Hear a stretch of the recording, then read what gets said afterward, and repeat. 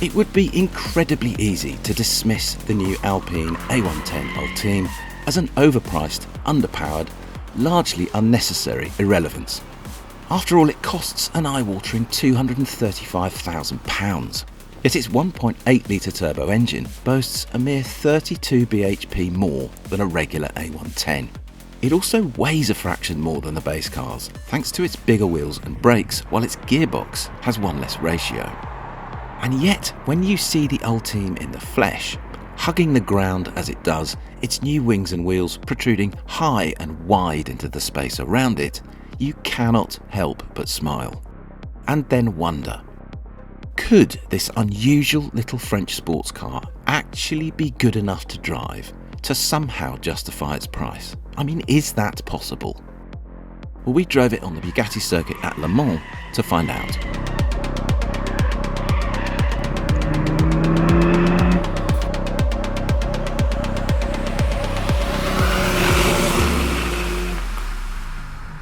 I feel quite nervous doing this.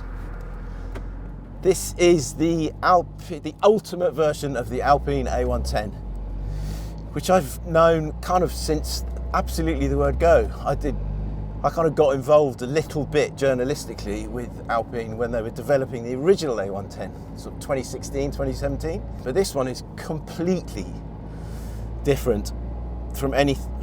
Well, is it completely different? No, it's got a lot more aero. It's got a lot more trick suspension, which you can feel immediately.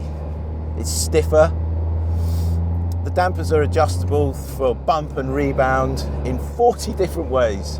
It's incredible. The rear wing is adjustable.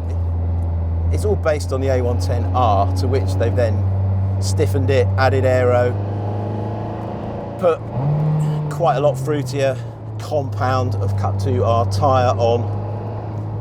So it's all just been turned up to 11 in A110 terms. And you can feel how different it is. In 10 yards, it feels stiffer. You sit lower. You feel as if you are lower to the ground. The steering feels much more urgent, even though the rack's exactly the same as a A110R. But it's because of what they've done to the suspension and the bar at the back. Anti-roll bars at the back is 15% stiffer. The springs at the back are nearly 100% stiffer than an R, I think they're 90% stiffer. Springs at the front, 40% stiffer. But for the first time in any A110, you've got actual downforce at the front. It's got a 6-speed gearbox from the Megane RS rather than a 7-speed gearbox. Still dual clutch. And probably in the fullness of time, people will want to add more torque to it by remapping it, etc. So it's just got a stronger transmission in it. So it all adds up to quite a few differences, and you can just feel it straight away.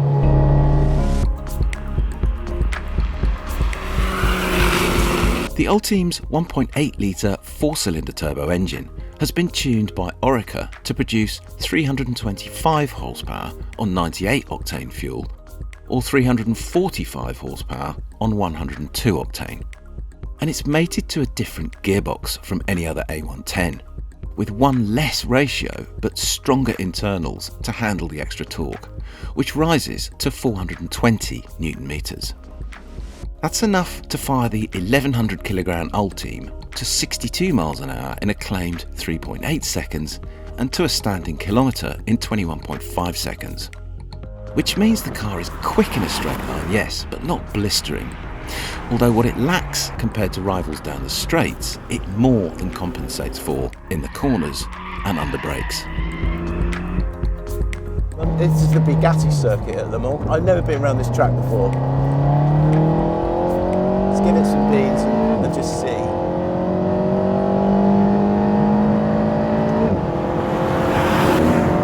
I'm not going to go through this corner flat out because it is too damp.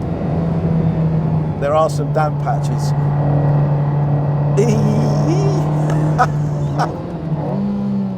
God, the brakes are huge, really strong brakes, and they've retuned the ABS as well, so that it comes in later.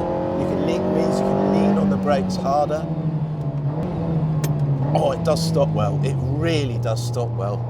You can just feel how the absence of weight everywhere, but particularly under brakes.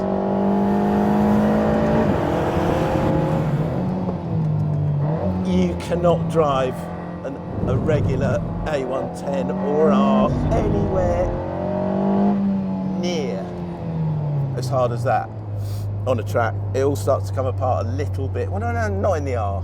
The A110 R is a really nice track car. It's a lovely road car predominantly, and then it's pretty good on the track. This thing, says Alpine, is predominantly a track car, which they have managed to make surprisingly civilised to use on the road. And that's, I don't know, I haven't driven this car on the road, but I have driven it in the wet, and it's quite friendly. It's a little bit twitchy in the wet. I think the R is nicer in the wet just because it's that much softer. But now that it's dried out a bit, this thing feels really, well, it kind of feels like a racing car, really. You get the little bleep telling you that you've reached the rev limit, or you're just about to. Quite edgy. It is quite edgy. It's bloody lovely though. This first corner is just, oh, I don't know. I cannot bring myself to go through there anything approaching flat out. Gosh, it stops so nicely into that corner. It really does. You can just feel the front cut twos absolutely clamping the tarmac.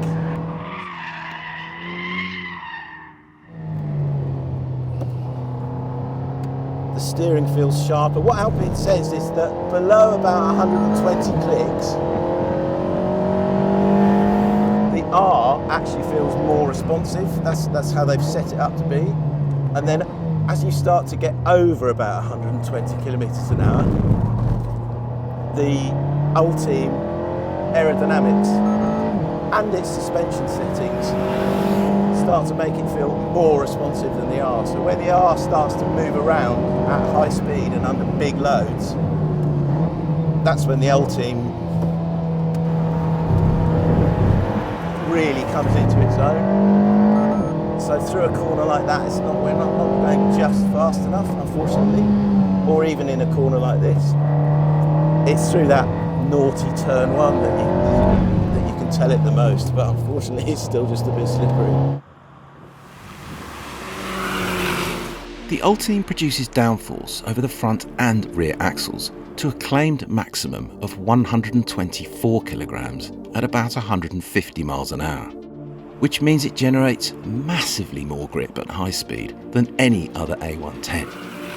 Its brakes are also 10mm bigger front and rear, while cooling to the front brakes is also a key upgrade, as are the 40-way adjustable Öhlins dampers, slightly stiffer anti-roll bars and much stiffer springs front and rear. And that's before you even mention the tyres, which are bespoke Cup 2s from Michelin that can be identified by a small number 11 on their sidewalls. Oh, it's a lovely car, this. It really is a lovely, lovely car. I mean, it's nutcase money. Absolutely crazy money. But it's just, it's one of those cars, I'm going to chill out a bit now. It's one of those cars that the price tag almost doesn't matter. I mean, that makes me sound quite naive. Oh, it doesn't matter how much it costs because they're going to make so few of them. They're only going to make 110 of them. That there will be 110 people with more money than sense. Did I say that? Who will want to buy one of these cars and have it in their collection, possibly even speculate on it, etc., etc. And if you compare it to something like a 718 GT4 RS, you'd have to be absolutely raving mad, nuts, stupid to even consider one of these. because it's got nowhere near as much power, nowhere near as much on paper performance, and yet it costs, what's the GT4 RS?